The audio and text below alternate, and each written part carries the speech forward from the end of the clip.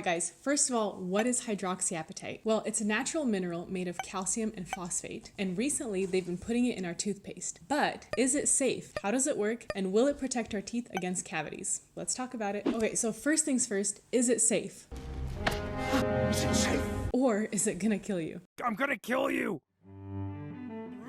So first of all, the enamel on our teeth is made up of 89% hydroxyapatite. In other words, hydroxyapatite is a biocompatible biomimetic substance, so our teeth recognize it, our body recognizes it. Now, there has been some concern arising about the particle size. See, there's microhydroxyapatite and then there's nanohydroxyapatite. In order for it to work, we need to use the nano-sized particles, but we often hear that nano is bad, which is true when it comes to things like plastics and metals. But remember, hydroxyapatite is a natural substance in our bodies already. So bottom line, there are no conclusive studies that show that hydroxyapatite is harmful as a toothpaste. In fact, recently, the European Commission, which previously banned all nanohydroxyapatite products, has concluded that rod-shaped nanohydroxyapatite particles are safe to use at a concentration of up to 10%. So I'm comfortable using it, and I'm even comfortable giving it to my toddler, and he loves it and no cavities. Now, how does hydroxyapatite work for our teeth? Well, our teeth actually absorb the nanohydroxyapatite from the toothpaste and get remineralized from the inside out. This remineralization process with the help of hydroxyapatite is what helps prevent cavities on our teeth. Now, the really cool bit about this whole remineralization process is that not only does it help prevent cavities, it also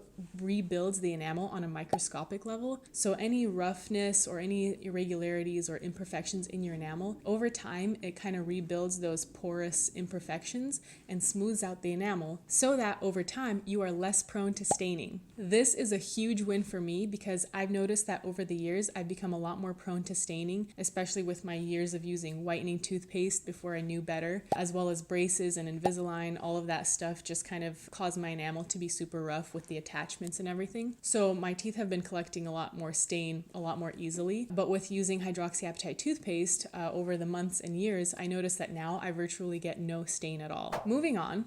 All of this is fine and good, but how well does hydroxyapatite compare to fluoride? Well, studies show that they are basically equally effective in terms of preventing cavities or fighting cavities. Technically, fluoride is like a couple of points ahead, but not significantly so. In fact, a couple of things you should know about fluoride. First of all, it is dose dependent, meaning you need to use a specific larger amount for it to actually be effective to help protect against cavities. But there's also a limit to how much you can use because fluoride is a known toxin. So there's only so much fluoride you can use to help protect against cavities. A little side note on that, did you guys know that most, if not all, over-the-counter fluoride toothpastes don't actually have enough fluoride to protect your teeth against cavities? Because fluoride is a known toxin, they don't put as much into the toothpaste so that you don't get poisoned, but there's that downside of it's not very effective. I mean, think about it. How many of you guys have used fluoride toothpaste in the past and still got cavities? So there's that. The other thing too is fluoride is dependent on your saliva to work. So fluoride by itself can't actually protect your teeth against cavities. It needs the calcium and phosphate in your saliva to mix together and form this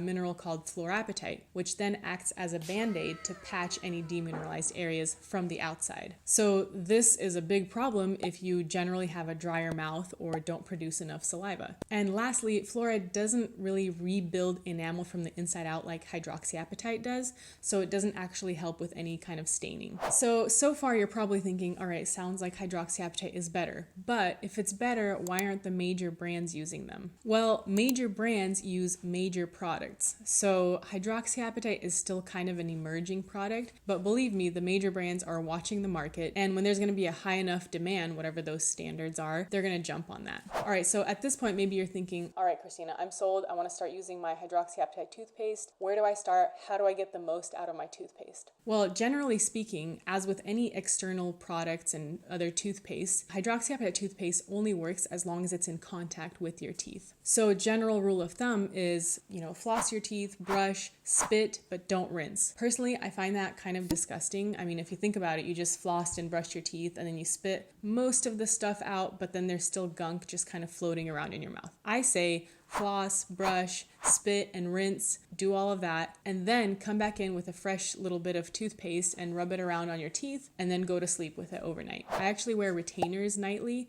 so what I do is I put a little bit of toothpaste on my teeth and then snap my retainers on to kind of fit over my teeth and leave the toothpaste inside of the retainers. But that's pretty much it, Hydroxyapatite 101. If you guys have any comments or questions, leave them below and I'll get back to you as soon as possible. Stay tuned for more Hydroxyapatite videos and other dental videos. Thank you for watching, and I'll see you in the next video.